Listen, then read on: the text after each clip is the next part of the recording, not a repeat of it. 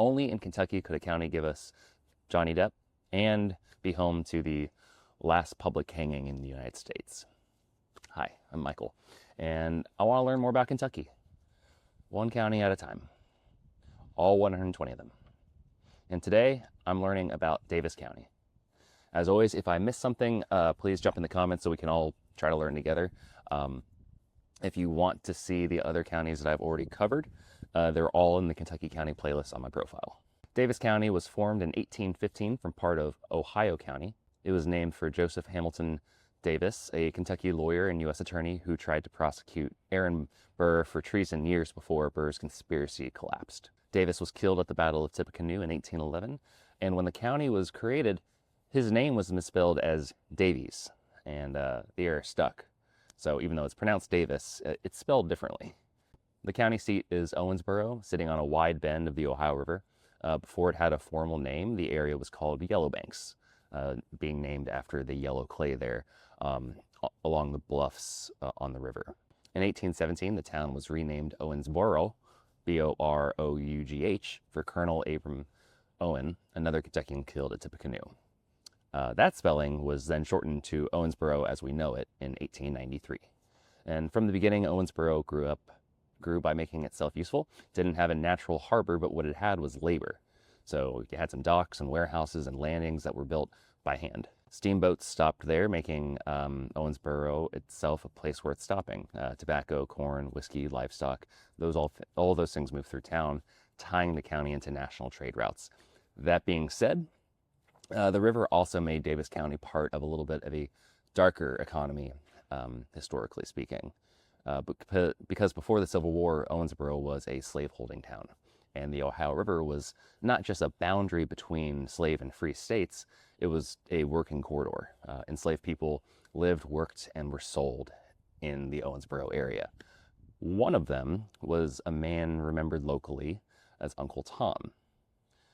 And there is kind of a connection. There's a historical marker in Owensboro that doesn't claim that author Stowe met him or based her novel on one man, but what it does say is that it places Owensboro squarely inside the real social world that Stowe was writing about in Uncle Tom's Cabin. The river towns, the markets, the lives caught between commerce and conscience, right? During the Civil War, the history began to fracture. In 1864, hundreds of formerly enslaved men from Daviess County and surrounding counties walked into Owensboro to enlist in the United States Colored Troops. Many served through the end of the war in this unit, and some never came home. For them, the same river that once carried people in chains became a path toward citizenship. Outside Owensboro, Daviess County developed through small communities with very specific identities. Whitesville, named for early settler Hugh White, became known for farming and Catholic parishes that still anchor the town today. One community caught my attention, one named Sorgo. Sorgo isn't named after a person or a place, it's named after a crop. In the late 1800s, sorghum cane was grown and processed there in large quantities. Most towns are named for settlers, landowners, or like Revolutionary War generals, but Sorgo is named after what is actually produced there. And speaking of production, by the late 1800s, Daviess County wasn't just farming corn and sorghum. It was turning corn into whiskey at scale. Owensboro and its surrounding countryside became one of Kentucky's most active pre-Prohibition distilling regions, even if it doesn't get talked about the same way that Bardstown or Louisville might today. More than 20 distilleries operated in the area before 1900, taking advantage of river access, rail connections, and a healthy, steady supply of grain. The biggest name was and is Green River Distillery, founded in 1885 just outside Owensboro. At its peak, it was one of the largest distilleries in the world. So not just like a family still, it was an industrial operation producing whiskey at scale by the barrel, of course, shipping nationwide. The brand became so well known that it advertised itself as the whiskey without a headache, a slogan that circulated far beyond Kentucky, and I will say now the motto is a bit shied away from for medical reasons. Can't really say that. Distilling in Daviess County didn't disappear because it failed, it disappeared because Prohibition wiped it out.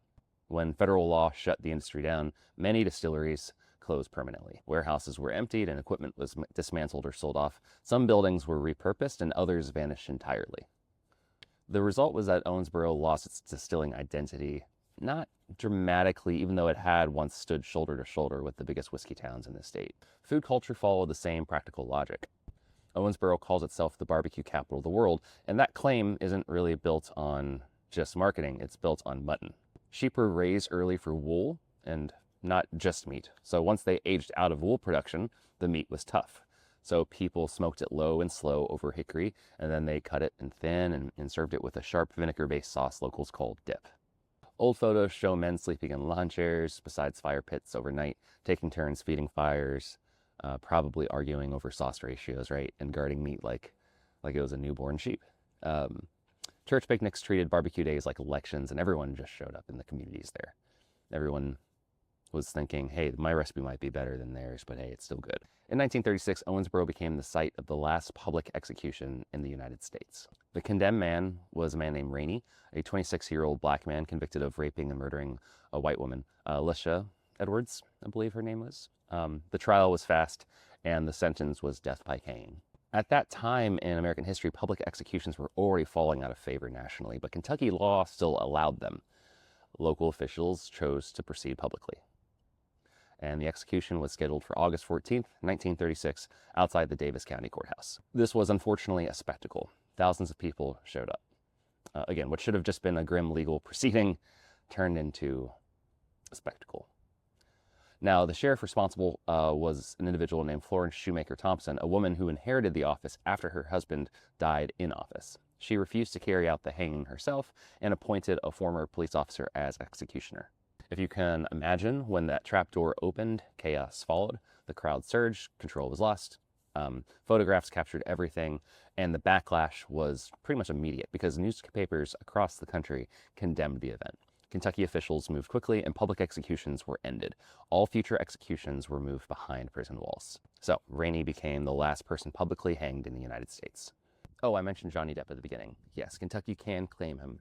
He was born in Owensboro in 1963. Although his family moved away when he was young. Owensboro is home to the Bluegrass Music Hall of Fame and Museum, the only institution in the world dedicated solely to bluegrass music. Bill Monroe was born nearby, but Owensboro became the urban anchor for a genre born in rural Kentucky.